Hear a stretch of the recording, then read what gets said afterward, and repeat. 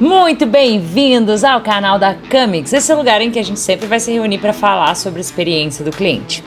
Hoje o assunto da vez é ROCs. Não faz ideia do que eu tô falando? Tô falando de retorno sobre experiência. Investiu em um novo processo, em um treinamento de hospitalidade, em um treinamento de excelência de alguma coisa. Que raios de resultado isso vai trazer?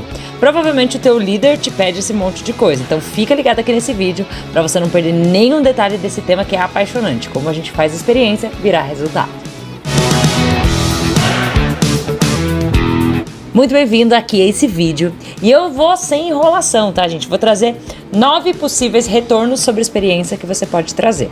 E a ideia é a seguinte: pega uma folha, pega um papel, uma folha.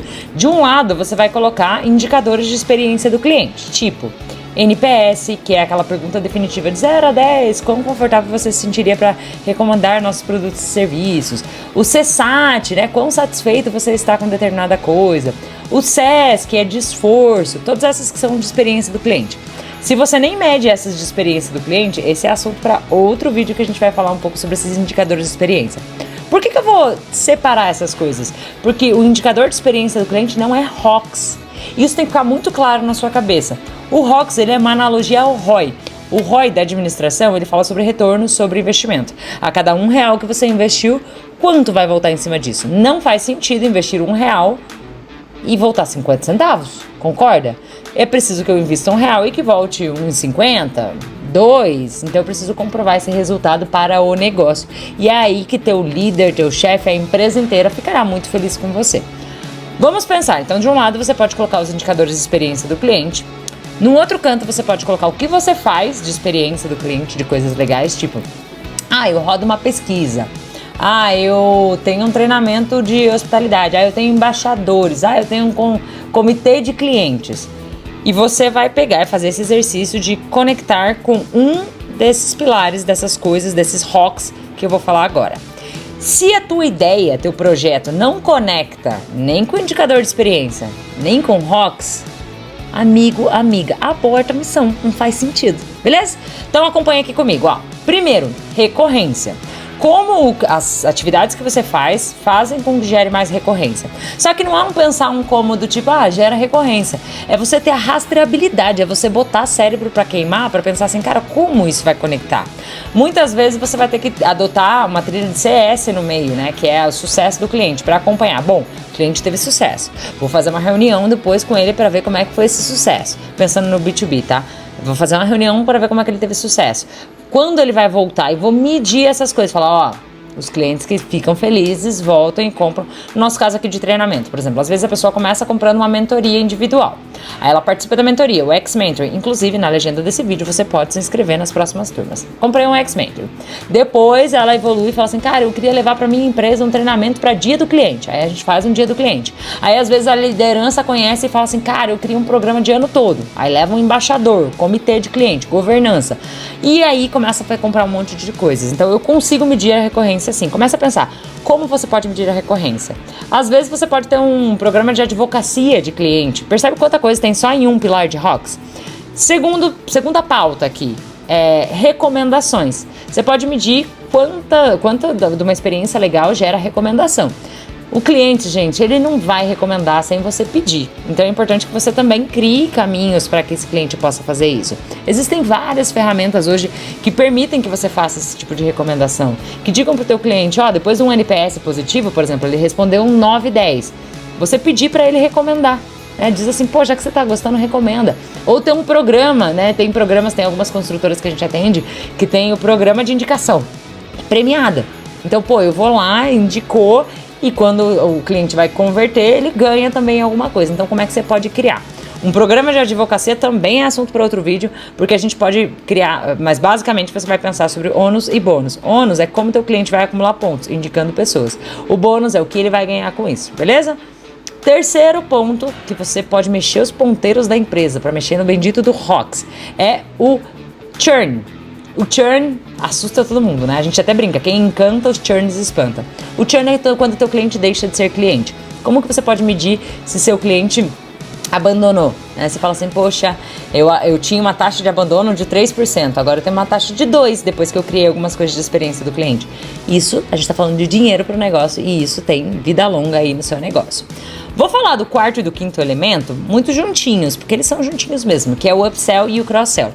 Upsell é quando o teu cliente compra mais daquela mesma coisa. Imagina que você vai a uma sorveteria e você amou o sorvete de morango. E você ficou tão feliz com aquele sorvete de morango que você quer provar de novo. E você compra várias outras bolas de sorvete de morango. Você fez um upsell. Diferente do cross-sell. O cross-sell é a venda complementar. Vamos fazer de conta que eu fui numa loja e eu queria comprar este colar. E aí a vendedora me disse o seguinte, nossa, tem uma blusinha maravilhosa que combina muito. E aí você vai lá, prova a blusinha e gosta. E gosta da blusa que vai por cima também. E você acaba levando vários elementos que não eram só o colar, que era um acessório que você entrou para comprar. Então, algumas experiências podem levar a esse nível de compras complementares. Acompanhou comigo? Por enquanto, ó, 5 delas, hein? Sexto, redução de downsell. Downsell, diferente de upsell e cross-sell, ele é um negócio que a gente às vezes não consegue medir se a gente não olha. Vou dar um exemplo. Imagina que você é cliente de uma seguradora de vida e você tem um plano Top Blaster Master de R$800. Só que sua situação ficou preta, tal, né, pesado, e aí você decidiu reduzir o custo. Ao invés de pagar 800, agora você quer um plano de R$200. Você continua sendo cliente desse estabelecimento, mas você consome menos. Começa a pensar, será que meu cliente consome menos porque alguma experiência não foi legal? Então, você quer reduzir o downsell, você não quer que o seu cliente faça downsell. Sétimo, e rumando para o final, aumento de eficiência. Muitas vezes a gente deixa passar batido, mas esse é um dos primeiros ponteiros que mexe quando a gente olha para a experiência do cliente. Quando eu falo de eficiência, pensa que é uma pirâmide invertida. Aqui em cima, nessas duas pontas, eu vou ter tempo e vou ter custo. E aqui embaixo não posso mexer, que é a qualidade. Eu não mexo na qualidade. Eficiência é, eu consegui fazer alguma coisa em menos tempo?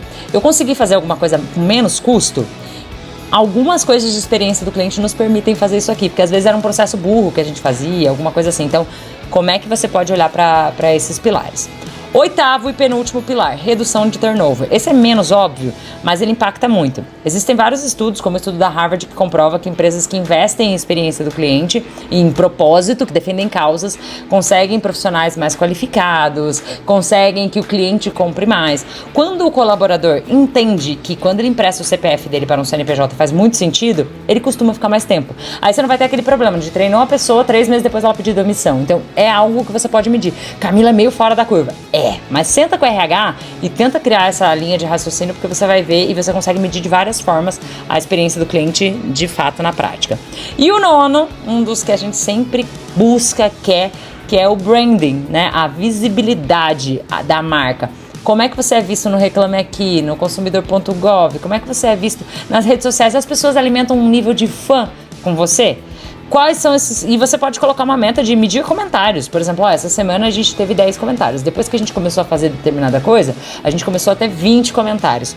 Tudo isso a gente tá falando de ROX. Se você gostou desse conteúdo, lembra de já deixar o seu like, o seu comentário, porque a gente quer saber o que mais você gostaria de ver por aqui. Faz sentido o que a gente tá trazendo? Ou até, não, Camila, eu quero que aprofunde mais em determinado conceito, em determinado conteúdo. Então conta comigo para isso. Lembra de também seguir a gente no Instagram, Camix Customer, porque a gente sempre tem iniciativas muito legais, tanto presenciais quanto digitais, para discutir esses temas em profundidade.